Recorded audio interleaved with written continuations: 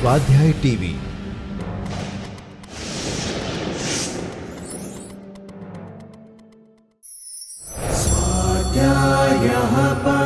Doctor Baba Saheb Ambedkar open university.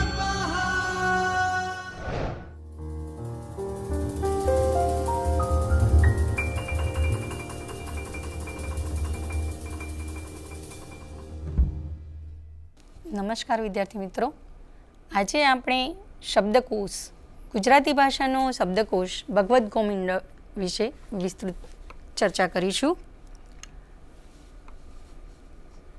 Bhagavad ગોમંડળ વિશે ચર્ચા કરીએ એ પહેલાં સંદર્ભ ગ્રંથો વિશે થોડી માહિતી મેળવીએ. સંદર્ભ સેવાનો આધાર સંદર્ભ ગ્રંથો ઉપર અવલંબે છે.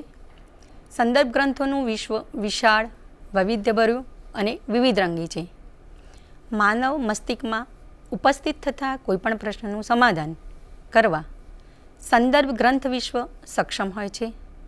સામાન્યતઃ ગ્રંથાલય અને માહિતી કેન્દ્રોમાં સારા એવા પ્રમાણમાં સંદર્ભ ગ્રંથો વસાવવામાં આવે છે. સાથે જ સંદર્ભ ગ્રંથ સંગ્રહ સતત અનુનેય રહે તે માટે પણ તકેદારી રાખવામાં આવે છે. આવા જ એક સંદર્ભ ગ્રંથના પ્રકાર શબ્દકોશ ભગવદ્ ગોમંડળ વિશે ચર્ચા કરીએ. ભારત દેશની આઝાદીના સમયગાળાની આસપાસ દેશમાં 3 રજવાડાઓ સામાજિક કાર્યો માટે અત્યંત પ્રખ્યાત બન્યા, જેમાં બરોડાના મહારાજા સયાજી ગાયકવાડ કે જેમણે MS યુનિવર્સિટીની રચના કરી, બીજા ભાવનગરના મહારાજા કૃષ્ણકુમારસિંહજી કે જેઓએ શામળદાસ કોલેજ બંધાવી, અને ત્રીજા ગોંડલના મહારાજા ભગવતસિંહજી કે જેઓએ તેમના રાજ્યમાં કન્યા કેળવણી ફરજિયાત બનાવી. મહારાજા ભગવતસિંહજી ઉચ્ચ અભ્યાસ માટે તે સમયે બ્રિટન ગયા હતા, અને તે સમયે ત્યાંના ગ્રંથાલયોમાં તેમણે એન્સાઇક્લોપીડિયા ઓફ બ્રિટાનિકાનો અભ્યાસ કર્યો, જેના ઉપરથી પ્રેરણા મેળવી પોતાની માતૃભાષામાં એક કોષની રચના કરવાની તીવ્ર ઈચ્છાએ આપણને આ ગ્રંથની પ્રાપ્તિ કરાવી. અત્રે એક મહત્ત્વની વાત કહું તો ગુજરાતી ભાષાની સેવા થઈ હોય તેવી મહત્ત્વની ઘટનાઓ જોઈએ તો જૈનાચાર્ય હેમચંદ્રાચાર્ય દ્વારા સિદ્ધહેમ શબ્દાનુશાસન નામનો ગ્રંથ લખાયો.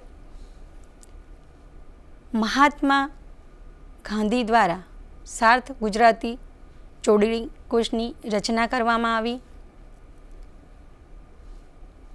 1905માં ગુજરાતી સાહિત્ય પરિષદની રચના થઈ. દેશની આઝાદી પછીના તરતના વર્ષો એટલે કે 1948માં ભગવદ્ ગોમંડળની પ્રાપ્તિ થઈ.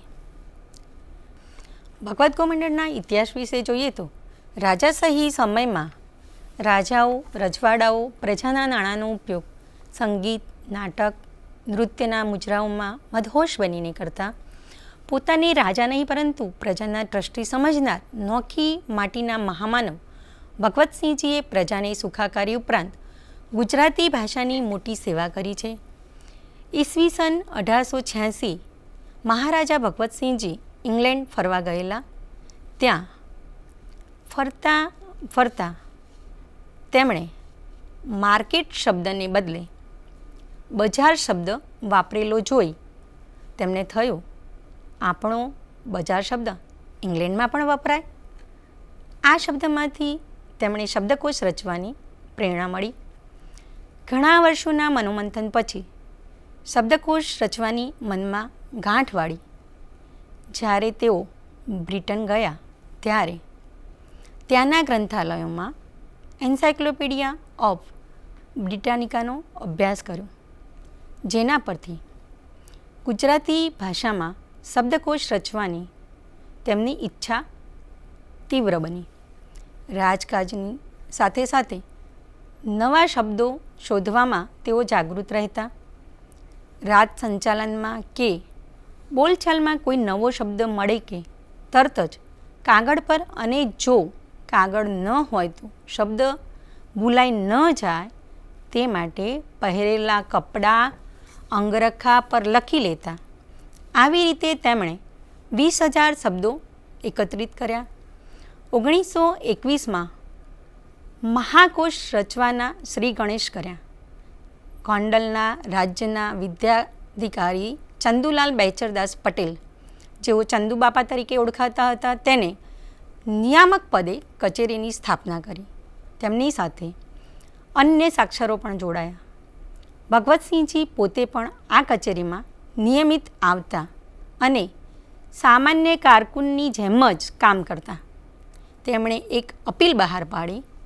તે અપીલ ગામડે ગામડે તથા તમામ શહેરોમાં મોકલી આપી અને જે કોઈ નવો શબ્દ લઈને આવે તેને 25 પૈસા ઇનામ આપવામાં આવતું.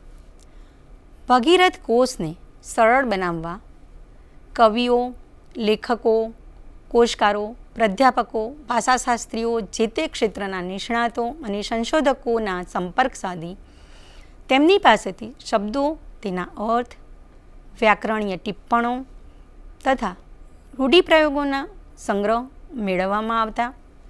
કોષના રચનાકાર્યના તમામ પાસાઓના અનુભવીઓ પાસેથી સલાહ સૂચન મેળવવામાં આવતા. દાખલા તરીકે કોષનું કદ કેટલું રાખવું, ટાઈપ સેટિંગ કેવી રીતે કરવું, પસંદગી. અનેક ગ્રંથો, વર્તમાનપત્રો વગેરેમાંથી શબ્દો, વર્ણનો, દંતકથાઓ, અવતરણો, માહિતીઓ વીણીને એકત્રિત કરવામાં આવેલ. 1928થી 1944 સુધી ઝૂંપડે ગામડે તથા શહેરોમાં ફરીને ભણેલા અભણ, ગઢવીઓ, ચારણો તથા જ્યાંથી મળે ત્યાંથી શબ્દો અને માહિતી એકઠી કરવામાં આવી. 25મી ઓગસ્ટ 1944ના રોજ 902 પાનાનો દળદાળ પ્રથમ ભાગ પ્રસિદ્ધ થયો. ત્યારબાદ દરેક 1.5 વર્ષના સમયગાળે એક ભાગ પ્રસિદ્ધ કરી 9/3/1955ના રોજ 9મો અને અંતિમ ભાગ પ્રસિદ્ધ કર્યો. ભગવદ્ ગોમંડળ વિશે આગળ વિસ્તૃત માહિતી મેળવીએ તો દુનિયાની કોઈપણ ભાષાના ઉત્તમ કોષની સરખામણીમાં ભગવદ્ ગોમંડળ ઊણો ઉતરે તેમ નથી. આ ફક્ત શબ્દકોશ નથી પણ જ્ઞાનકોશ પણ છે.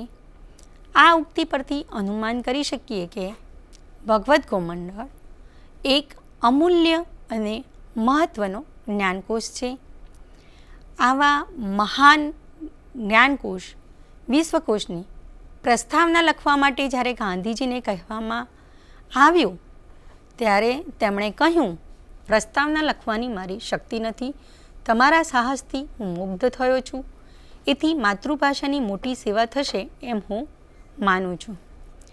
ઈસવીસન 1965થી 24મી ઓક્ટોબરે ધોરાજીમાં જન્મેલ ભગવતસિંહજી એકમાત્ર રાજવી જ નહીં પણ સામાજિક અને સાહિત્ય ક્ષેત્રે પણ અમૂલ્ય પ્રદાન આપીને ગણનાપાત્ર બન્યા છે. 26 વર્ષની અખંડ સાધના કરીને ગુજરાતી ભાષાની શબ્દ સમૃદ્ધિને ખૂણે ખાંચરેથી શોધી કાઢીને મહારાજા ભગવતસિંહજીએ ગુજરાતી ભાષામાં આ રત્નમણી સમાન મહાન જ્ઞાનકોશ ભગવદ્ ગોમંડલની રચના કરી. ભગવદ્ ગોમંડળનું નામ ભગવત અને ગોમંડલ એમ 2 શબ્દનું બનેલું છે. ભગવત એટલે ભગવતસિંહજી બૃહદ, સમૃદ્ધિવાન, જ્ઞાન ભરપૂર, પ્રભુ પ્રેરિત કે ગૌરવવંતુ, જ્યારે ગોમંડલ એટલે શબ્દ સંગ્રહ, શબ્દકોશ, જ્ઞાનકોશ, સરસ્વતી ભંડાર કે ગોંડલ. આમ ભગવદ્ ગોમંડળ એટલે ભગવતસિંહજી શબ્દ સંગ્રહ, બૃહદ શબ્દકોશ, સમૃદ્ધિવાન જ્ઞાનકોશ, જ્ઞાન ભર્યો સરસ્વતી ભંડાર, પ્રભુ પ્રેરિત વ્યાપક વાણી અને ગૌરવવંતુ ગોંડલ. ભગવદ્ ગોમંડળ વિશે જોઈએ તો ભગવદ્ ગોમંડળના પ્રારંભે શરૂઆતમાં સંસ્કૃતિ સર્જક ભગવતસિંહજી નામનું પ્રકરણ છે. તેમાં મહારાજા વિશેનું ઉત્તમ કહી શકાય તેવું અભ્યાસપૂર્વક નિરૂપણ પામેલ જીવનચરિત્ર છે. કોષના 32 જેટલા પૃષ્ઠમાં તે સમયના ગોંડલના રાજ્યના વિદ્યાઅધિકારી તરીકે નિમણૂક પામેલા ચંદુલાલ બેચરદાસ પટેલે આ ચરિત્ર લખેલ છે. પહેલા ભાગમાં 26,687, બીજા ભાગમાં 27,324, ત્રીજા ભાગમાં 46,025, ચોથા ભાગમાં 30,604, પાંચમા ભાગમાં 33,408, છઠ્ઠા ભાગમાં 32,959, સાતમા ભાગમાં 30,604, આઠમા ભાગમાં 28,576 અને નવમા ભાગમાં 24,338 શબ્દો સમાયેલા છે. આ નવ ગ્રંથોમાં 9,270 જેટલા પૃષ્ઠોમાં આશરે 2,81,377 શબ્દો સમાવેલા છે. તેના 8,21,832 અર્થો અને 28,156 જેટલા રૂઢિપ્રયોગોનો સમાવેશ કરવામાં આવ્યો છે. શબ્દભંડોળ અને અર્થભંડોળની દ્રષ્ટિએ અતુલનીય આ શબ્દકોશમાં શબ્દ તેની વ્યુત્પત્તિ, ઉચ્ચાર, અર્થ તેમજ અલગ અલગ સંદર્ભોની છાયામાં થતા ભિન્ન ભિન્ન અર્થો આવશ્યક હોય ત્યાં તેના પ્રમાણ માટેના અવતરણો, મૂળ ભાષા, સંધિ, વિગ્રહ, સમાસ વગેરે આપવામાં આવેલા છે. ઉપરાંત તેમાં કહેવતો તથા રૂઢિપ્રયોગોનો પણ સમાવેશ કરવામાં આવ્યો છે. ભગવદ્ ગોમંડળ વિશ્વકોશીય શબ્દકોશ છે. જ્ઞાન વિશ્વના ભારતીય સંદર્ભો સાથેના તમામ વિષયો તેની શાખા પ્રશાખાઓ સાથે તેમાં સમાવેશ કરવામાં આવ્યો છે. પિંગળ, અલંકાર, કૃષિ અને વનસ્પતિ શાસ્ત્ર, સંગીત અને કલા, ધર્મ અને તત્વજ્ઞાન, અવકાશ વિદ્યા, પ્રાણીશાસ્ત્ર, દેશી ઘરેણાં, પ્રાચીન હથિયારો, રેલવે અંગેના દફતરો, વસૂલાતી અને ન્યાય ખાતામાં વપરાતા શબ્દો, વૈદક, શિક્ષણ, જ્યોતિષ વગેરે સાથે કૃષ્ણ, શિવ, વિષ્ણુ વગેરેના બધા જ નામો શબ્દોનો તેમાં સમાવેશ કરવામાં આવ્યો છે. શબ્દોનો અર્થ સમજવા માટે ભાષા સરળ અને સાદી વાપરવામાં આવી છે. પ્રયોગમાં ન હોય તેવા શબ્દોની પ્રમાણભૂતતા માટે વિપુલ પ્રમાણમાં પ્રમાણો આપવામાં આવ્યા છે. આવશ્યકતા અનુસાર તેમાં ચિત્રો અને આકૃતિઓ પણ આપવામાં આવેલ છે. દાખલા તરીકે એના ઉદાહરણમાં જોઈએ તો સોમનાથ શબ્દ આવે તો સોમ એટલે ચંદ્ર અને તેને શ્રાપ મુક્ત કરનાર મહાદેવ એ અર્થ તો આપેલ હોય. તે ઉપરાંત પ્રભાસ ક્ષેત્રની વાત, સોમનાથ પર કેટલી વાર ચઢાઈ થયેલી, કેટલી વાર મંદિર તૂટેલું, કોણે કોણે ચઢાઈ કરેલી, કોણે કોણે મદદ કરેલી, કોણે ફરી મંદિર બાંધેલું, તે માત્ર એક શબ્દ પરથી બધું વર્ણન આપવામાં આવેલ છે. આમ ખાલી શબ્દને વ્યુત્પત્તિ કે સમજૂતી ન હોય પરંતુ તમામ માહિતી આપી લોકોની જિજ્ઞાસા પૂર્ણ કરવાનો પ્રયાસ કરેલ છે. બીજું ઉદાહરણ જોઈએ તો પાણીના 15 અર્થ, બ્રહ્મ શબ્દના 45 અર્થ, અર્ધનારીશ્વર શબ્દનો અર્થ સમજાવવા તેના અન્ય સંદર્ભો, તેનું મહત્ત્વ, પુરાણોમાં આપેલ વર્ણન, દક્ષિણમાં મૂર્તિઓનું વિશેષ પ્રમાણ આપવામાં આવ્યું છે. નર્મદાની માહિતી આપતા નર્મદા કાંઠે આવેલા પવિત્ર ધામોનું વિસ્તૃત વર્ણન જે પ્રવાસ માર્ગદર્શિકાની ગરજ સારે છે. કોષ વાપરનારને સરળતા રહે, સુગમતા રહે તે માટે તેને ઉપયોગી થાય તેવા દરેક ભાગને અંતે કયા અક્ષરથી શરૂ થતા કેટલા શબ્દો, કેટલા અર્થો, રૂઢિપ્રયોગો તથા પૃષ્ઠ સંખ્યા આપેલા છે. દરેક ભાગની શરૂઆતમાં સંક્ષિપ્ત રૂપોની માહિતી, ઉચ્ચાર, સૂચક ચિહ્નો પણ આપવામાં આવેલા છે. ભગવદ્ ગોમંડળનું પ્રથમ મુદ્રણ કેવળચંદ કાનજીભાઈ પારેખના વિદ્યુત મુદ્રાલયમાં થયેલું. સમય જતાં આ ગ્રંથ અપ્રાપ્ય બન્યો. ગોંડલ નગરપાલિકાના તે વખતના પ્રમુખ ગોવિંદભાઈ દેસાઈએ આ ગ્રંથનું પુનઃમુદ્રણ કરવાનું નક્કી કર્યું. પુનઃમુદ્રણનું કામ રાજકોટના પ્રવીણ પુસ્તક ભંડાર દ્વારા સફળતાપૂર્વક કરવામાં આવ્યું. ભગવદ્ ગોમંડળની લાક્ષણિકતાઓ વિશે જોઈએ તો ગુજરાતી ભાષાનો સાંસ્કૃતિક સીમાસ્તંભ છે.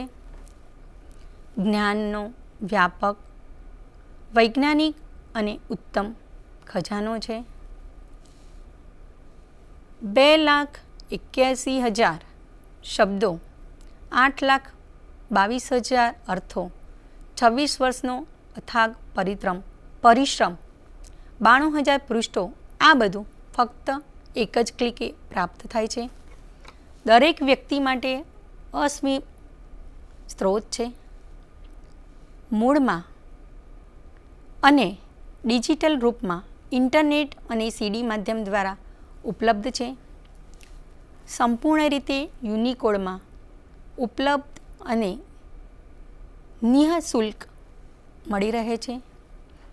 ભગવદ્ ગોમંડળની વિશેષતાઓ વિશે ચર્ચા કરીએ તો તે સમૃદ્ધિનો સાગર છે, વિશ્વકોશ છે, ભવ્ય ભાષા ભંડોળ છે, અખૂટ જ્ઞાન ભંડાર છે, ગુજરાતનો સાંસ્કૃતિક ગ્રંથ છે, ગુજરાતી ભાષાનું ગૌરવ છે,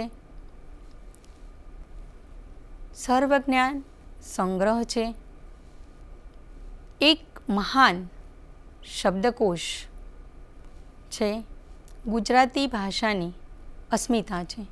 આમ જોઈએ તો ભગવદ્ ગોમંડળની ખૂબ જ વિશેષતાઓ છે. ભગવદ્ ગોમંડળ સંક્ષિપ્ત રૂપમાં પણ પ્રાપ્ત છે.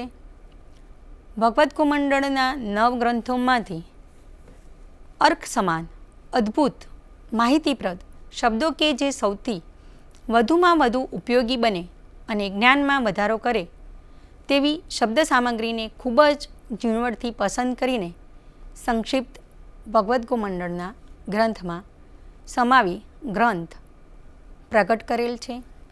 આમ આ ગુજરાતી ભાષાનું વિરલ અને સીમાચિહ્નરૂપ કાર્ય છે, જેની પ્રસ્તાવના કૃષ્ણલાલ મોહનલાલ ઝવેરી, ઉપસંહાર કનૈયાલાલ મુનશી દ્વારા લખવામાં આવેલ છે, જેમાં 1 થી 9 ભાગના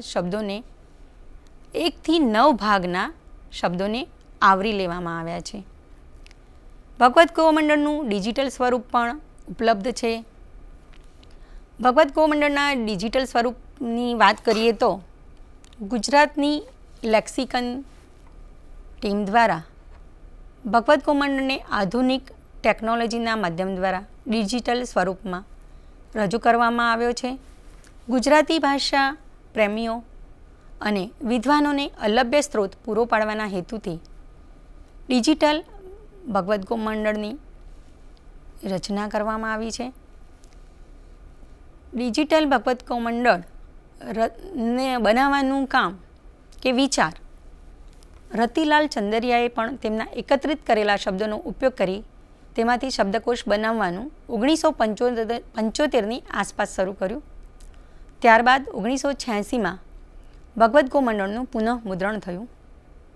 તે ખબર મળતાં જ તેમણે પૂરો સેટ લંડનમાં વસાવી લીધો અને સંકલ્પ કર્યો કે તેમણે આદરેલું લેક્સિકોનનું કામ પૂર્ણ થાય કે તરત જ રત્નમણી જેવા ભગવદ્ ગોમંડળ શબ્દકોશને પણ તેમના જીવનકાળ દરમિયાન ગુજરાતી લેક્સિકોનમાં ઉતારી લેવો. આ કાર્ય યુનિકોડ ફોન્ટ આવતા સાર્થક બને તેમ લાગ્યું. ગુજરાતી ભાષાના અમૂલ્ય જ્ઞાનકોશને ડિજિટલાઇઝ કરવાનું કામ ગુજરાતી લેક્સિકોન ટીમે કર્યું. વિશ્વના કોઈપણ ખૂણે રહેતા માનવી આ જ્ઞાન સંગ્રહની માહિતી અને તેની મહત્તા જાણી શકે અને તેના રોજિંદા જીવનમાં સરળતાથી તેનો ઉપયોગ કરી વિનિયોગ કરી શકે તે માટે આ કાર્ય શરૂ કરવામાં આવ્યું. જૂની હસ્તપ્રતો તપાસી, ભાગોનું ઝીણવટથી અધ્યયન કર્યું, તજજ્ઞો પાસેથી માર્ગદર્શન મેળવ્યું, એડિટિંગ, સોફ્ટવેરની રચના, ડેટા એન્ટ્રી, પ્રૂફ રીડિંગ, ભાષા પરામર્શન, ભાષા નિષ્ણાતો દ્વારા પુનઃ ચકાસણી કરાવી. 11 માસના ટૂંકા ગાળામાં આ કાર્ય પૂર્ણ કરવામાં આવ્યું. કોષ પ્રમાણે એન્ટ્રી સાઇડ પર મૂકવા ખાસ પ્રકારની એપ્લિકેશનનો ઉપયોગ કરવામાં આવ્યો. માહિતીનો સંગ્રહ કરવામાં આવ્યો. આમ ટૂંક સમયમાં જ ભગવદ્ ગોમંડળ ડિજિટલ સ્વરૂપમાં અસ્તિત્વમાં આવ્યું. આમ તેનું ઇન્ટરનેટ સ્વરૂપ અને CD માધ્યમ પણ ઉપલબ્ધ છે. ભગવદ્ ગોમંડળના સમગ્ર પૃષ્ઠો એનિમેટેડ ફોર્મમાં તદ્દન નિઃશુલ્ક જોઈ શકાય છે. ભગવદ્ ગોમંડળ વિશે આપણે ચર્ચા કરીએ તો ડિજિટલ ફોર્મમાં જે આપેલા છે એના ઉદાહરણો જોઈએ તો એક પહેલું પગરખું. ભગવદ્ ગોમંડળમાં જેમ આપેલું છે તેમ પગરખું, સંપાદ, પગ પ્લસ રક્ષ, બચાવવું, પાયરખ ખવું, પગનું રક્ષણ કરે એવું ચામડાનું ટૂંકું મોજું, ખાસડું, મોજડી, જોડો, ચાલતા પગનું રક્ષણ થાય એવી ચામડાની બનાવટ, કાંટારખું, ઉપાન, ઘસાઈ ગયેલા જોડા, ખાસડા કે પગરખા કહેવાય. ખાસડું તિરસ્કારમાં કે ક્રોધમાં બોલતા વપરાય છે. આમ પગરખું વિશે ખૂબ જ માહિતી આપેલી છે. એનો પગરખા વિશે જે રૂઢિપ્રયોગો આપ્યા છે તે જોઈએ તો પગરખામાં પગ ગાચલવો, મૂકવો, બરોબરી કરવી, હરીફાઈ કરવી, સરસાઈ કરવી, એકથી સરસ થવાની તજવીજ કરવી, એકથી સરસ થવાની તજવીજ કરવી, ચડસાચડસી કરવી. આમ જુદા જુદા રૂઢિપ્રયોગો પણ એમાં આપવામાં આવેલા છે. તેવી જ રીતે બીજું ઉદાહરણ જોઈએ તો ઘડિયાળનો નમૂનો પણ ડિજિટલ સ્વરૂપે લેક્સિકન ટીમ દ્વારા રજૂ કરેલો છે. કલા શબ્દનો રજૂ કરેલ છે. કલા શબ્દનો અર્થ સાત પ્રમાણે જોઈએ અને પહેલાંમાં બૃહદ પ્રમાણે જોઈએ તો સાત પ્રમાણે 7 અર્થ આપવામાં આવ્યા છે, જ્યારે બૃહદ પ્રમાણે એના 10 અર્થ આપવામાં આવ્યા છે અને ભગવદ્ ગોમંડળમાં 59 અર્થ એના આપવામાં આવેલા છે. આમ જોઈએ તો ભગવદ્ ગોમંડળની વિશેષતા આપણને જાણી શકીએ છીએ. ભગવદ્ ગોમંડળ વિશેના અભિપ્રાયો વિશે જોઈએ તો ગાંધીજીએ જે અભિપ્રાય આપ્યો એ જોઈએ તો પ્રસ્તાવના લખવાની મારી શક્તિ નથી. તમારા સાહસથી હું મુગ્ધ થયો છું. એથી માતૃભાષાની મોટી સેવા થશે એમ હું માનું છું. એવું ગાંધીજી ભગવદ્ ગોમંડળ વિશે કહેતા હતા. બીજું જોઈએ તો ગુજરાતી ભાષાની આ બાબતમાં આપના જેવી બીજા કોઈએ સેવા નથી કરી. આપના કોષનો આધાર લઈને હવે બીજા અનેક ઊંડા સાગર સુધી તરવા જઈ શકશે. આવો અભિપ્રાય રવિશંકર મહારાજે ભગવદ્ ગોમંડળ વિશે આપેલો. 26 વર્ષ સુધી અવિરત શબ્દ સાધના કરનાર મહારાજા ભગવતસિંહજીએ આખરે જ્ઞાનયજ્ઞ પૂરો કરી ગુજરાતી ભાષાને ભગવદ્ ગોમંડળ આપ્યો છે. ગુજરાતી ભાષા જગતમાં રહેશે ત્યાં સુધી ભગવતસિંહજી, ભોજરાજજી અને ચંદુભાઈ પટેલ અમર રહેશે. આ કોશ માત્ર ગુજરાતની નહીં પણ સમગ્ર ભારતની ગૌરવગાથા બની રહેશે તેવું મંતવ્ય શ્રી કેકા શાસ્ત્રીએ આપ્યું છે. આવા વિરાટ પ્રયત્ન માટે માનવીય મૂલ્યો ઓછા પડે, આશ્ચર્યમુગ્ધ કરી મૂકે એવી આ સરસ્વતીની સેવાનું ફળ તો પરમાત્મા જ આપી શકે. આવું કથન સાક્ષરવય રવિશંકર જોશીએ આપ્યું છે.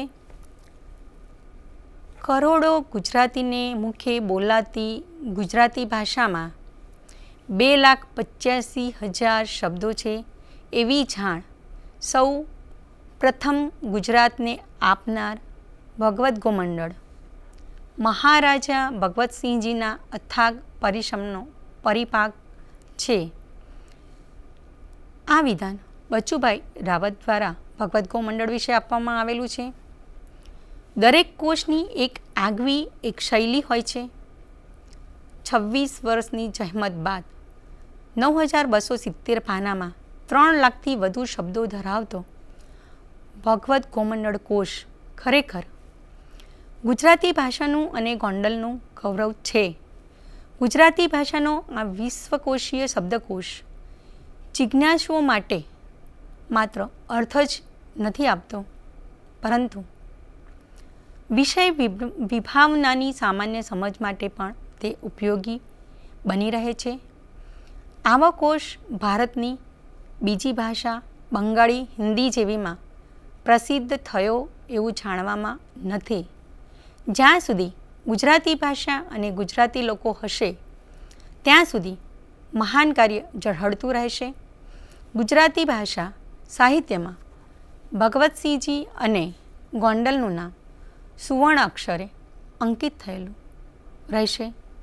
નમસ્કાર મિત્રો.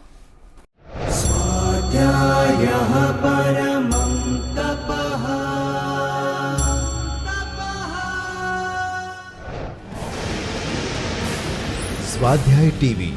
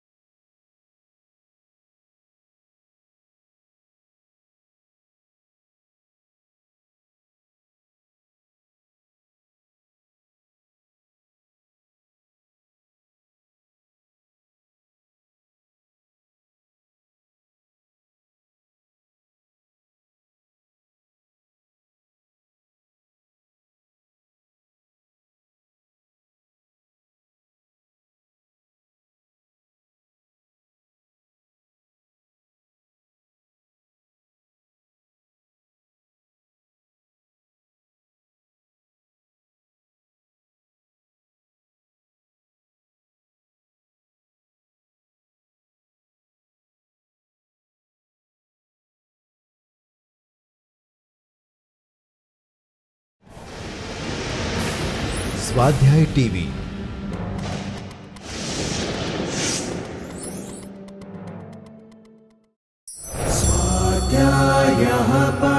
Doctor Baba Saheb Ambedkar open university.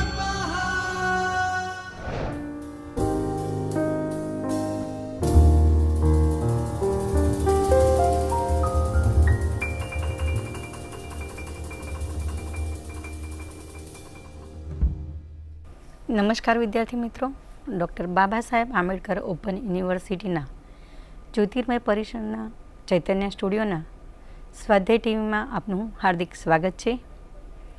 આજે આપણે ત્વરિત સંદર્ભ સ્ત્રોત, નિર્દેશિકાઓ અને હસ્તપુસ્તિકાઓ વિશે ચર્ચા કરીશું. Ready reference sources, directories and handbook. અગાઉ આપણે ત્વરિત સંદર્ભ સ્ત્રોતના પ્રકાર વાર્ષિકી અને પંચાંગની ઉદાહરણ સહ ચર્ચા કરી. આજે આપણે ત્વરિત સંદર્ભ સ્ત્રોતના બીજા પ્રકાર ડિરેક્ટરી અને હેન્ડબુકની ચર્ચા કરીશું. સૌપ્રથમ ડિરેક્ટરી વિશે જોઈએ તો ડિરેક્ટરી એનું ગુજરાતી નિર્દેશિકાઓ.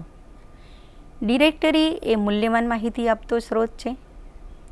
ડિરેક્ટરી તૃતીય કક્ષાનો સંદર્ભ સ્ત્રોત છે જે ઉપયોગ કરનારને પ્રાથમિક અને દ્વિતીય કક્ષાના સ્ત્રોતનો ઉપયોગ કરવા સહાયતા કરે છે. આજના યુગમાં ધંધાકીય, સેવાકીય કે બીજા હેતુસર સંગઠનો, મંડળો, સંસ્થાઓ વગેરેની સ્થાપના કરવામાં આવે છે. કોઈ વિશેષ ક્ષેત્રની કઈ સંસ્થાઓ કે સંગઠનો છે તેમનું કાર્ય, પ્રવૃત્તિ, નામ, સરનામા, પદાધિકારીનું નામ વગેરેની માહિતી કોઈને કોઈ કારણસર ઉપભોક્તાને જોઈતી હોય છે. આ માહિતી શોધવા માટે તેઓ ગ્રંથાલયમાં આવતા હોય છે. આ પ્રકારની માહિતી જે સ્ત્રોતમાંથી મળી રહે તેવા સ્ત્રોતને નિર્દેશિકા કે ડિરેક્ટરી તરીકે ઓળખવામાં આવે છે. ડિરેક્ટરીની પરિભાષા, ડિરેક્ટરીની વ્યાખ્યા જોઈએ તો ડિરેક્ટરી કોને કહેવાય? પરિભાષા જોઈએ તો ધ લાઇબ્રેરિયન્સ ગ્લોસરી ઓફ રેફરન્સ બુકમાં જણાવ્યા અનુસાર ડિરેક્ટરી તે કોઈ શહેરના, વિસ્તારના કે રાજ્યના રહેવાસીઓ, સંગઠનો, વ્યાપારી ગૃહોના નામોની યાદી છે જે વર્ણાનુક્રમે કે અન્ય સ્થળ સંદર્ભમાં ક્રમમાં કે વ્યાપારના જૂથ અનુસાર કે વર્ણાનુક્રમમાં અથવા વ્યાવસાયિક લોકોના કે ઉત્પાદકો કે વિશિષ્ટ વ્યાપાર સાથે સંકળાયેલા વ્યાપારી ગૃહો અથવા વ્યવસાયના વર્ણાનુક્રમમાં ગોઠવણી ધરાવતો ગ્રંથ છે, જેમાં વ્યક્તિઓ કે સંસ્થાના નામ, સરનામા, ટેલિફોન નંબર, ઈમેલ સંલગ્ન સંસ્થાના નામ, પદાધિકારીઓના નામ, તેમના કાર્યો વગેરે માહિતી સંક્ષિપ્તમાં આપેલી હોય છે. અને જે વ્યક્તિઓ કે સંસ્થાઓની વ્યવસ્થિત ક્રમમાં ગોઠવાયેલ યાદી પ્રદર્શિત કરે તેને નિર્દેશિકા કે ડિરેક્ટરી કહેવાય છે. કેટલાક વિશ્વકોશ, વાર્ષિકીઓ, જીવનચરિત્રાત્મક કોશ પણ આવી માહિતી આપતા હોય છે. આવી માહિતી આપતા કે વિભાવના વ્યક્ત કરતા સંદર્ભ સ્ત્રોત માત્ર ડિરેક્ટરી તરીકે ઓળખાય છે. તેવું નામ જુદા જુદા પદ જેવા કે એન્સાઇક્લોપીડિયા, યરબુક, હેન્ડબુક, રજિસ્ટર, ગાઈડ વગેરે ડિરેક્ટરીના પર્યાય તરીકે વપરાતા હોય છે. ઉદાહરણ જોઈએ તો ડિરેક્ટરીનું ઉદાહરણ જોઈએ તો world learning national register of social scientist in Indian universities handbook એક ડિરેક્ટરી છે. ડિરેક્ટરીના હેતુઓ જુદા જુદા છે. ડિરેક્ટરીના હેતુઓ જોઈએ તો ડિરેક્ટરી જુદા જુદા હેતુસર પ્રકાશિત કરવામાં આવતી હોય છે. તે વિશે જોઈએ તો રાજકીય જૂથો, પેઢીઓ, સંસ્થાઓની ઐતિહાસિક અને સમકાલીન માહિતી પૂરી પાડવા, વ્યક્તિ કે સંસ્થાનું નામ, સરનામું, ટેલિફોન નંબર, ઈમેલ વગેરેની માહિતી પૂરી પાડવા, વિશિષ્ટ પ્રકારના ઉત્પાદનનું વિવરણ, વિશિષ્ટ સેવાઓનું વિવરણ, પ્રશ્નોનું સમાધાન કરવું, વાણિજ્ય સંબંધિત માહિતી પૂરી પાડવી. આમ આવા જુદા જુદા હેતુસર ડિરેક્ટરીઓ તૈયાર કરવામાં આવે છે. મિત્રો, આમ ડિરેક્ટરીના હેતુઓ જુદા જુદા છે. ડિરેક્ટરીઓ ખાસ કરીને આંતરરાષ્ટ્રીય, રાષ્ટ્રીય, પ્રાદેશિક કે સ્થાનિક હોય છે. તેને મુખ્ય બે વિભાગમાં વિભાજિત કરી શકાય છે. ડિરેક્ટરીના પ્રકારો જોઈએ તો તેના મુખ્ય બે પ્રકાર છે. સામાન્ય ડિરેક્ટરી અને વિશિષ્ટ ડિરેક્ટરી. સામાન્ય ડિરેક્ટરી બે વિભાગમાં વિભાજિત કરી શકાય છે: શહેરો અને નગરોની ભૌગોલિક ડિરેક્ટરી, ટેલિફોન, ટેલિગ્રાફ અને ટેલેક્સ ડિરેક્ટરી. શહેરો અને નગરોની ભૌગોલિક ડિરેક્ટરી વિશે જોઈએ તો આને સ્થાનિક અને શહેરની ડિરેક્ટરીઓ પણ કહેવામાં આવે છે. આ ડિરેક્ટરીમાં પોસ્ટ ઓફિસ, સૈન્ય, નૌસેના, સ્થળો, શહેરો વગેરેની માહિતી આપવામાં આવેલ હોય છે. આ ડિરેક્ટરીના મોટાભાગના પ્રકાશનો સરકારી હોય છે. શહેરોની જાણકારી મેળવવા માટે આવી ડિરેક્ટરી ખૂબ જ ઉપયોગી માહિતી સ્ત્રોત છે. ઉદાહરણ જોઈએ તો directory of cities and town in India by O.P. Sharma, Delhi, ક્રીના એનું પબ્લિકેશન છે, 1989માં પબ્લિશ થયેલી છે. આ ડિરેક્ટરીમાં 423 જેટલા શહેરો અને કસ્બાઓ અને નગરોનું ભૌગોલિક ક્ષેત્ર, વસ્તી, શહેરનું સ્થાન, જિલ્લાનું નામ વગેરેની માહિતી આપવામાં આવેલ છે. બીજો પ્રકાર ટેલિગ્રાફ અને ટેલેક્સ ડિરેક્ટરી. આ પ્રકારની ડિરેક્ટરીનું ક્ષેત્ર આંતરરાષ્ટ્રીય, રાષ્ટ્રીય અને સ્થાનિક હોઈ શકે છે. આ ડિરેક્ટરી ટેલિગ્રાફિક, ટેલેક્સ, સરનામા અથવા ફેક્સ નંબરોની માહિતી આપે છે. વ્યાપ્તિ સંદર્ભ સ્ત્રોતના કાર્ય તરીકે તે ખૂબ જ ઉપયોગી છે. એનું ઉદાહરણ જોઈએ તો all India telegraphic address Baroda Indian export trade directory, જે 1969માં પબ્લિશ થયેલી છે. ડિરેક્ટરીનો બીજો પ્રકાર વિશિષ્ટ ડિરેક્ટરીઓ. વિશિષ્ટ ડિરેક્ટરીઓ પણ આંતરરાષ્ટ્રીય, રાષ્ટ્રીય અને સ્થાનિક હોઈ શકે છે. તેને મુખ્ય 3 વિભાગમાં વિભાજિત કરી શકાય છે: 1 સંસ્થાકીય, 2 વ્યાવસાયિક, 3 વેપાર અને ધંધાને સંબંધિત ડિરેક્ટરી. એક સંસ્થાકીય ડિરેક્ટરીઓ વિશે જોઈએ તો સંસ્થાકીય ડિરેક્ટરીઓ વિશે ચર્ચા કરીએ તો આપણે ઈયરબુકની ઉદાહરણસહ ચર્ચા કરી. ઉદાહરણ તરીકે યુરોપા ઈયરબુક, સ્ટેટમેન્ટ ઈયરબુક તથા ઈયરબુક ઓફ ધ, એ પ્રમાણે આપણે ઈયરબુકની આગળ ચર્ચા કરી. યુનાઇટેડ નેશન્સમાં પણ આંતરરાષ્ટ્રીય સંગઠનોની યાદી તેના વર્ણન સાથે રજૂ કરવામાં આવે છે. અહીં ફરીથી કેટલાક માહિતી સ્ત્રોતની ચર્ચા કરીશું જે વસ્તુતઃ સંસ્થાકીય ડિરેક્ટરી છે, પરંતુ તેના શીર્ષકમાં ડિરેક્ટરી, ઈયરબુક, હેન્ડબુક, એન્સાઇક્લોપીડિયા, ગાઈડ તથા રજિસ્ટર જેવા શબ્દોનો ઉપયોગ કરવામાં આવતો નથી. કેટલીક ડિરેક્ટરીઓ સંસ્થાઓની વિસ્તૃત જાણકારી આપે છે, જેમાં સંસ્થાઓના ઉદ્દેશ, સ્વરૂપ, કાર્યો, પ્રવૃત્તિઓ, સરનામા, સભ્યોની યાદી વગેરેની માહિતી આપવામાં આવે છે. ઉદાહરણ જોઈએ તો Commonwealth university yearbook, directory of the Commonwealth and handbook of their association, લંડનમાં એનું પબ્લિકેશન થાય છે. એસોસિએશન ઓફ કોમનવેલ્થ યુનિવર્સિટી એનો પબ્લિશર છે. 1914થી એન્યુઅલી એનું પબ્લિકેશન થાય છે. ઈસવીસન 1949થી 46 સુધીના સમયગાળા દરમિયાન yearbook of the university of the empire તરીકે આનું પ્રકાશન થતું હતું. ઈસવીસન 1948થી 57 સુધીના સમયગાળામાં yearbook of university of the Commonwealth તરીકે આનું પ્રકાશન કરવામાં આવ્યું હતું. આ ખૂબ જ ઉપયોગી માહિતી સ્ત્રોત છે. તેનું પ્રકાશન ખંડમાં કરવામાં આવે છે. દરેક દેશ અંતર્ગત યુનિવર્સિટીના નામ પ્રમાણે કક્કાવારી ક્રમમાં ગોઠવવામાં આવે છે, જેમાં યુનિવર્સિટીનું સ્થાપના વર્ષ, મુખ્ય અધિકારી મંડળ, કારોબારીના સભ્યો, વહીવટી કર્મચારીઓ, સંસ્થાઓ, ગ્રંથાલયની આંકડાકીય માહિતી, પાઠ્યક્રમો, પ્રવેશના નિયમો, શિષ્યવૃત્તિ, પદવીઓ અને રજાની વિસ્તૃત માહિતી આપેલી હોય છે.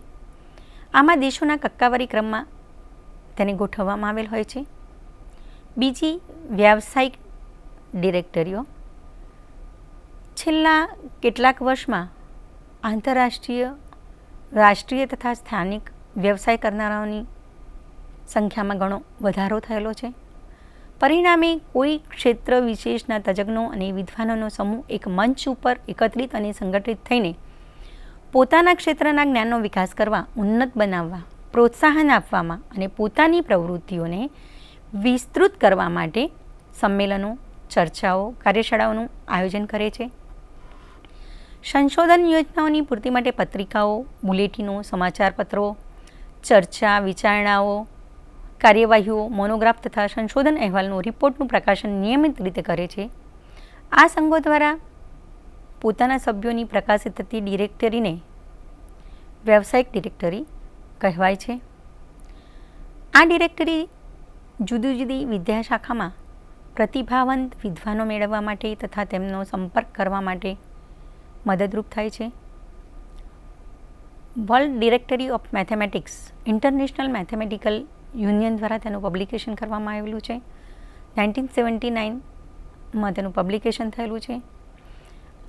આ ડિરેક્ટરીની અંદર ગણિતના ક્ષેત્રના 20,000 જેટલા વિશેષજ્ઞોની માહિતી આપવામાં આવેલી છે. ત્રીજો પ્રકાર વેપાર અને ધંધાને સંબંધિત directory, trade and business directory. બધા જ દેશોમાં પોતાના દેશના વ્યાપાર, ઉદ્યોગ, ઉદ્યોગપતિઓ, ઉત્પાદકો વગેરેની ડિરેક્ટરીઓ પૂરતી સંખ્યામાં પ્રકાશિત કરવામાં આવે છે. તે માટે જે તે ક્ષેત્રોની માહિતી સમયે સમયે મળતી રહે છે. સામાન્ય રીતે આંતરરાષ્ટ્રીય ડિરેક્ટરીઓમાં વેપાર, વ્યવસાય અને ઉદ્યોગો અને તેમના ઉત્પાદનની ચીજવસ્તુઓની પૂરેપૂરી જાણકારી સમાવવી શક્ય નથી. આથી તેમાં મુખ્ય અને મર્યાદિત પ્રકરણોને પસંદગી કરી સમાવેશ કરવામાં આવે છે. વિષય અને વ્યાવસાયિક ડિરેક્ટરીઓ કે જેમાં ક્ષેત્ર વિશેષ અને વિષય વિશેષ તથા વ્યવસાયો સમાવવામાં આવેલા હોય છે. તે ડિરેક્ટરીઓ સૂક્ષ્મ, ગહન અને વિસ્તૃત જાણકારી મેળવવા માટે પોતાના ક્ષેત્રના મુખ્ય સંદર્ભ સ્ત્રોતનું કાર્ય કરે છે. આનું ઉદાહરણ જોઈએ તો all India book trade directory 1986થી 87માં સેકન્ડ એડિશન એની પબ્લિશ થઈ છે. દિલ્હી મોડર્ન પબ્લિકેશન એનું પબ્લિકેશન છે. 1987માં એનું પબ્લિકેશન થયેલું છે. આમાં પુસ્તક વિક્રેતાઓ, પ્રકાશકો, વિતરકો, નિકાસ અને આયાત કરનાર પેઢીઓ અને પ્રકાશકોના પ્રતિનિધિઓની જથ્થાબંધ તેમજ નાના વેપારીઓ, ગ્રંથાલયની જરૂરિયાત પૂરી કરનાર સંસ્થાઓ, કાગળના વેપારીઓ, મુદ્રકો તથા સંગ્રાહકોની જિલ્લાવાર કક્કાવારી પ્રમાણેની યાદી આપવામાં આવેલ છે. જિલ્લામાં તેની જગ્યાએ ચોક્કસ માહિતી, સરનામું, પિનકોડ નંબર, ભૌગોલિક સ્થિતિ, રેલવે માર્ગ, દર્શક સંકેતો, બેન્કિંગ સગવડ, માલિકોના નામ, સરનામા, સ્થાપના વર્ષ, પોસ્ટ ઓફિસનું સરનામું, ટેલિગ્રાફિક સરનામું, ટેલિફોન અને ટેલેક્સ નંબર, પ્રકાશનોની ભાષા, ખાસ વિષયના પુસ્તકો પૂરા પાડનાર સપ્લાયર, વેપારીઓ વગેરેની સવિસ્તાર માહિતી આમાં આપવામાં આવેલ હોય છે. બીજો એક પ્રકાર હેન્ડબુક અને પરિચય પુસ્તિકાઓ, હેન્ડબુક એન્ડ મેન્યુઅલ્સ. હેન્ડબુક અને મેન્યુઅલ્સ વિશે જોઈએ તો ત્વરિત સંદર્ભ સ્ત્રોતના પ્રકારોના વિસ્તાર, ક્ષેત્ર, ઉદ્દેશ તથા કાર્ય એક જ પ્રકારના હોય છે. આ પ્રકારના સંદર્ભ સ્ત્રોતો જેવા કે હેન્ડબુક, પરિચય પુસ્તિકાઓ અને માર્ગદર્શિકામાં મુખ્ય છે. તેમાં સ્પષ્ટ ભેદ પાડવો ખૂબ જ કઠિન છે. ત્વરિત સંદર્ભ સ્ત્રોતમાં વાર્ષિકી, પંચાંગ અને ડિરેક્ટરીની જેમ હેન્ડબુક અને પરિચય પુસ્તિકાઓ પણ મહત્ત્વનું સ્થાન ધરાવે છે. હેન્ડબુક શબ્દ મૂળ જર્મન પદ હેન્ડબુચ પરથી લેવામાં આવેલો છે, જેનો સામાન્ય અર્થ થાય નાનું પુસ્તક કે કોઈ એક વિષયના નિરૂપણનો ગ્રંથ અથવા હાથમાં લઈ સરળતાથી હેરવી ફેરવી શકાય તેવો નાનો ગ્રંથ. હેન્ડબુક તથ્યોની એવી કૃતિ છે કે જે સંક્ષિપ્ત અને હળવી ચોક્કસ માહિતી હોય છે, પરંતુ તેમાં સંબંધિત વિષયની બધી જ ઉપયોગી અને મહત્ત્વપૂર્ણ જાણકારી સામેલ હોય છે. મેન્યુઅલ શબ્દ લેટિન ભાષાના શબ્દ મેન્યુઅલથી બનેલો છે. તેનો અર્થ માર્ગદર્શિકા થાય છે. તેનો અર્થ સંક્ષિપ્ત હેન્ડબુક પણ થાય, જેનો ઉપયોગ કોઈ કળાના અભ્યાસ અથવા વ્યવસાયમાં માર્ગદર્શન મેળવવા માટે કરવામાં આવે છે. આવી કૃતિઓ કોઈ કાર્યને પૂર્ણ કરવામાં સહાયતા મળે છે. આથી તેને સૂચનાત્મક પુસ્તિકા પણ કહેવામાં આવે છે. આની પરિભાષા જોઈએ તો લુઈસ સોર્સે આની જે પરિભાષા આપી છે એ અનુસાર હસ્તપુસ્તિકા તે એક કે વધુ વિષયોના વૈવિધ્યસર તથ્યો અને સૂચનાઓનો સંદર્ભ સ્ત્રોત છે જે ત્વરિત સંદર્ભ સેવા માટે ઉપયોગમાં લેવાય છે. હસ્તપુસ્તિકા અને પરિચય પુસ્તિકાઓ વચ્ચેની ભેદરેખા અત્યંત પાતળી છે. પરિચય પુસ્તિકાને હસ્તપુસ્તિકા તરીકે પણ ઓળખવામાં આવે છે, જેનો ઉપયોગ કોઈ માર્ગદર્શન કે કંઈક શીખવા માટે કરવામાં આવે છે. બંને માટે ક્યારેક સંક્ષેપ કે સારસંગ્રહ કે સમાનાર્થી પદનો ઉપયોગ કરવામાં આવે છે. પ્રસ્થાપિત જ્ઞાનને સરળ ભાષામાં સુલભ બનાવવા એક ખંડીય સંદર્ભ સ્ત્રોત છે. આના હેતુ જોઈએ તો જ્ઞાનના ક્ષેત્રમાં ત્વરિત સંદર્ભ સ્ત્રોત તરીકે મદદરૂપ થવાનો, જ્ઞાનના વિશિષ્ટ ક્ષેત્રની અદ્યતન અને આધારભૂત માહિતી પૂરી પાડવી, હકીકતના પ્રશ્નોના ઉત્તરો આપવા, આ તેનો મુખ્ય હેતુ છે. હેન્ડબુક આના પ્રકારો જુદા જુદા છે. પ્રકારો વિશે જોઈએ તો જ્ઞાન વિસ્ફોટને કારણે હેન્ડબુક અને પરિચય પુસ્તિકાઓની સંખ્યામાં વૃદ્ધિ થાય છે. આને પરિણામે માહિતી જૂની થતી જાય છે. તેને અદ્યતન રાખવા સુધારા વધારા કરવા પડે છે. તેના પ્રકાર જોઈએ તો સામાન્ય હેન્ડબુક, આંકડાકીય હેન્ડબુક, ઐતિહાસિક હેન્ડબુક, સાહિત્યિક હેન્ડબુક, વિષય હેન્ડબુક, વ્યવહારિક હેન્ડબુક, કોઠાઓ, પત્રકો અને સરકારી હેન્ડબુક, આ તેના પ્રકાર છે. સામાન્ય હેન્ડબુક વિશે જોઈએ તો સામાન્ય હેન્ડબુકમાંથી બધા જ પ્રકારની સર્વશ્રેષ્ઠ હકીકતને મેળવી શકાય છે. જ્ઞાનના બધા ક્ષેત્રોની માહિતી આવશ્યકતા અનુસાર પૂરી કરવા માટે દરેક ક્ષેત્રની હેન્ડબુક ઉપલબ્ધ છે.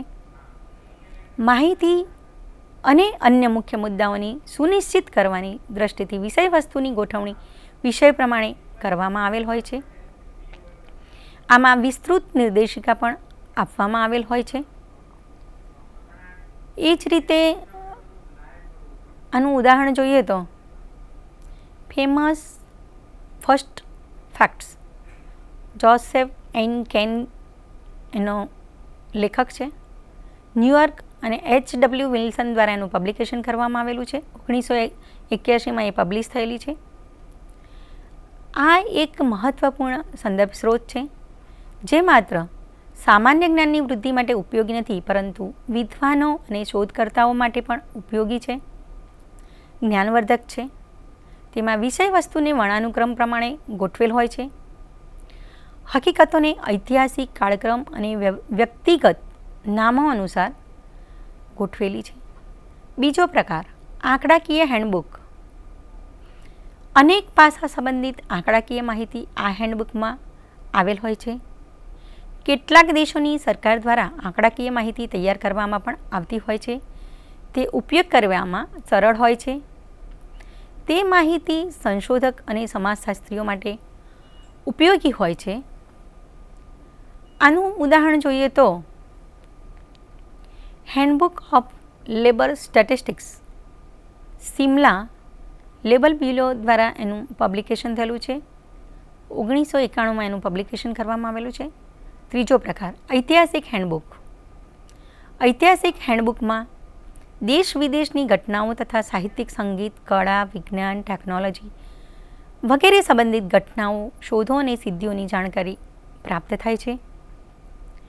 તેની ગોઠવણી સામાન્ય રીતે કક્કાવારી પ્રમાણે અથવા કાળક્રમે હોય છે. આવા સ્ત્રોતમાંથી વિશ્વની ઐતિહાસિક માહિતી પ્રાપ્ત કરી શકાય છે. આનું ઉદાહરણ જોઈએ તો ruler and government of the world, લંડનમાં એનું પબ્લિકેશન થયેલું છે. બાઉકર એનો પબ્લિશર છે. 3 વોલ્યુમ સેટમાં એનું પબ્લિકેશન થયેલું છે. ચોથો પ્રકાર સાહિત્યિક હેન્ડબુક. સાહિત્ય સંબંધી અનેક પ્રશ્નોના ઉત્તર આ હેન્ડબુકમાંથી ઝડપથી પ્રાપ્ત થાય છે. તેનાથી સાહિત્યને લગતી કૃતિઓ, સાહિત્યને લગતા પ્રકાશનોની તારીખો, લેખકો, સાહિત્ય પાત્રો વગેરેની માહિતી અને પ્રશિષ્ટ ગ્રંથો, સૌથી શ્રેષ્ઠ કૃતિઓના સારાંશ પણ મળી જાય છે. તે મોટી સંખ્યામાં મળે છે.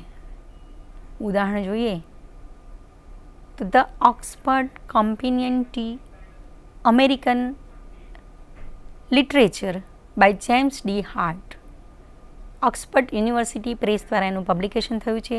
1983માં એનું પ્રકાશન કરવામાં આવેલું છે. ઓક્સફર્ડની આ પ્રકારની સાહિત્યિક સંદર્ભ કૃતિઓ અંગ્રેજી તથા ફ્રેન્ચ, જર્મન તથા સ્પેનિશ અને પ્રશિષ્ટ સાહિત્ય ક્ષેત્રમાં પણ ઉપલબ્ધ છે. 5મો પ્રકાર વિષય હેન્ડબુક. અનેક વિષય ક્ષેત્રમાં અગ્રગણ્ય વિષય હેન્ડબુક ઉપલબ્ધ છે. તે સંબંધિત વિષય ક્ષેત્રના તજજ્ઞો અને શિક્ષણવિદો માટે ખૂબ જ ઉપયોગી છે, માહિતીપ્રદ છે.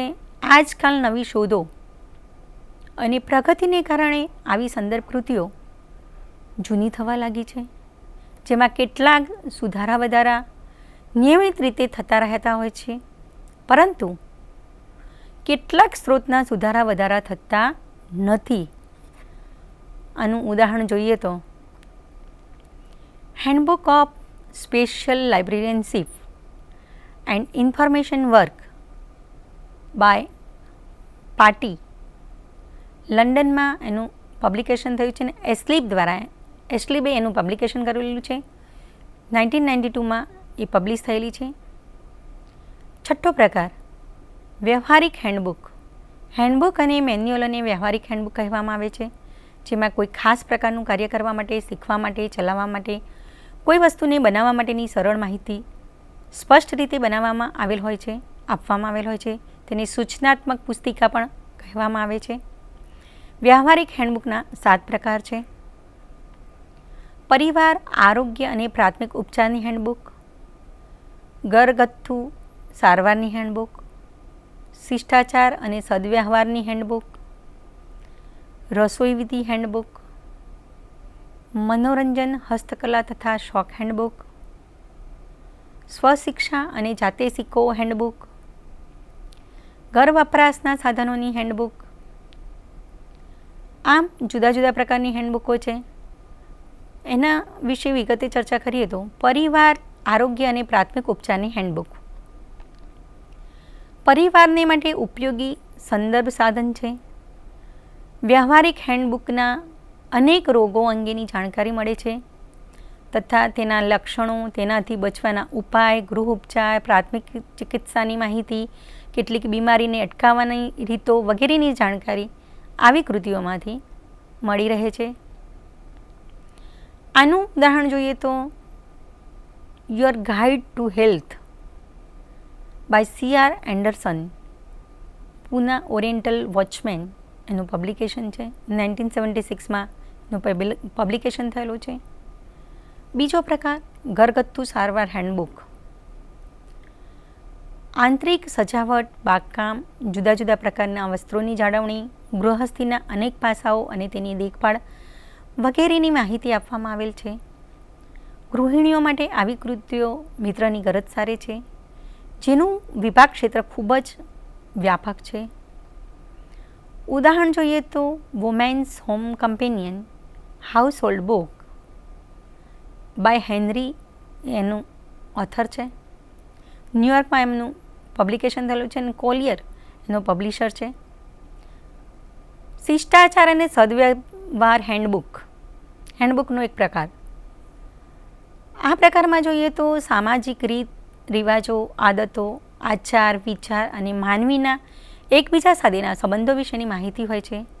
વૃદ્ધો, બાળકો, યુવાનો, યુવતીઓ અને મહિલાઓ માટે જુદી જુદી હેન્ડબુકો હોય છે, જેમાં દરેક વર્ગના લોકોને પોતાના વ્યવહાર અને વર્તણૂકને અનુસાર માહિતી આપવામાં આવેલી હોય છે, માહિતી મળી રહે છે, દિશામાં માર્ગદર્શન મળી રહે છે જુદી જુદી દિશામાં. આ હેતુને પ્રકાશિત કરવામાં આવે છે.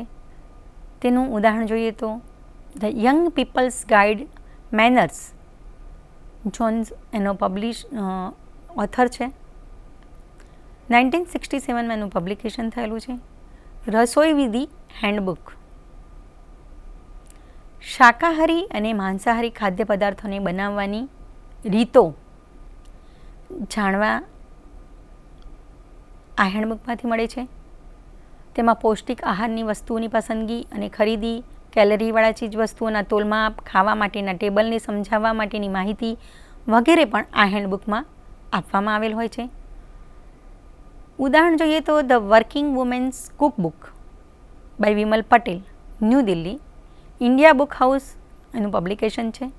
1979માં એનું પબ્લિકેશન થયેલું છે. મનોરંજન, હસ્તકલા તથા શોખ હેન્ડબુક. નવરાશના સમયમાં મનોરંજન માટે વિવિધ પ્રકારની હસ્તકળાઓ, રમતો તથા શોખ સંબંધિત નિયમો અને રીતો જાણવા માટે તેનો ઉપયોગ થાય છે.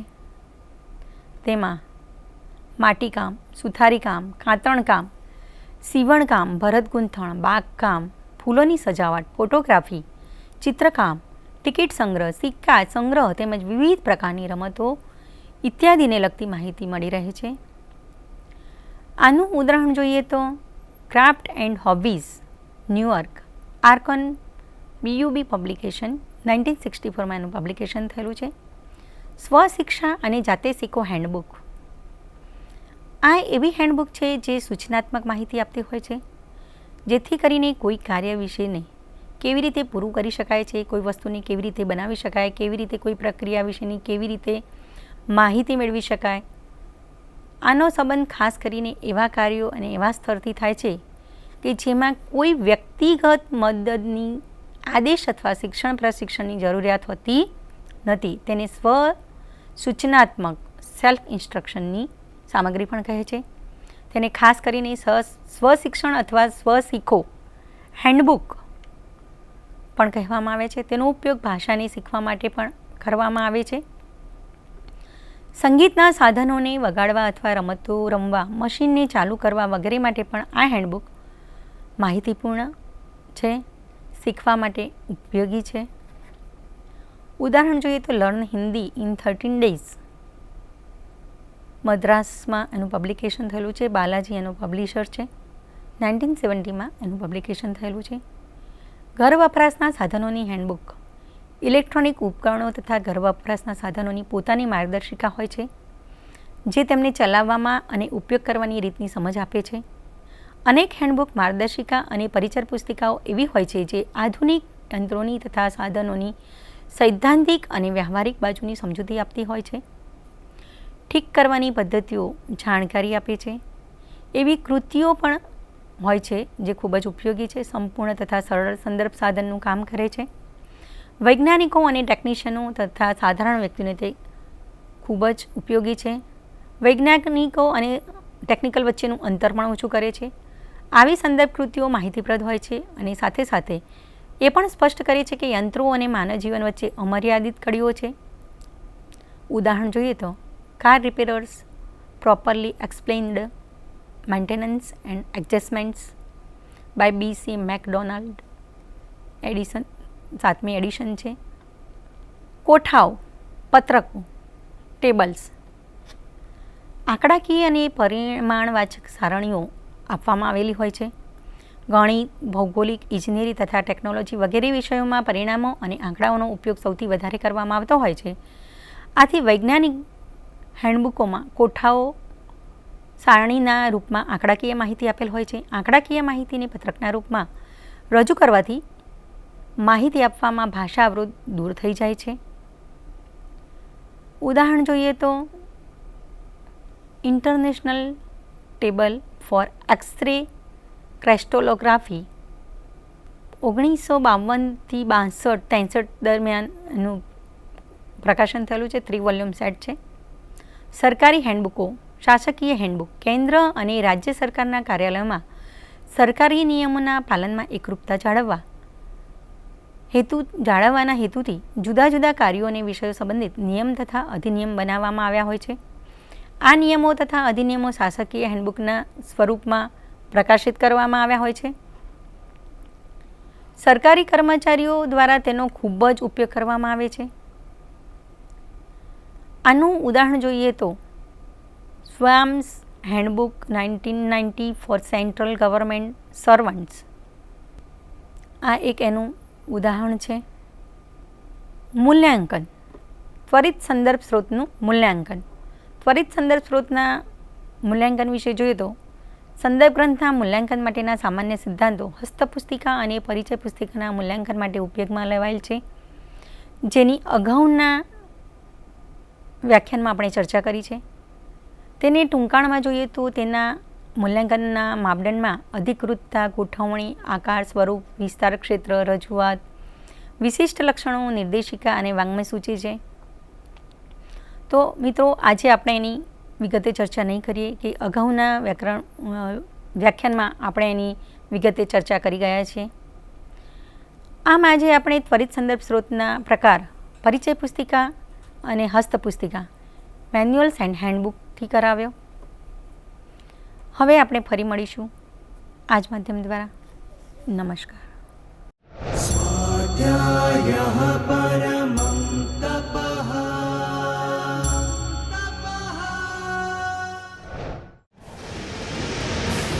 સ્વાધ્યાય ટીવી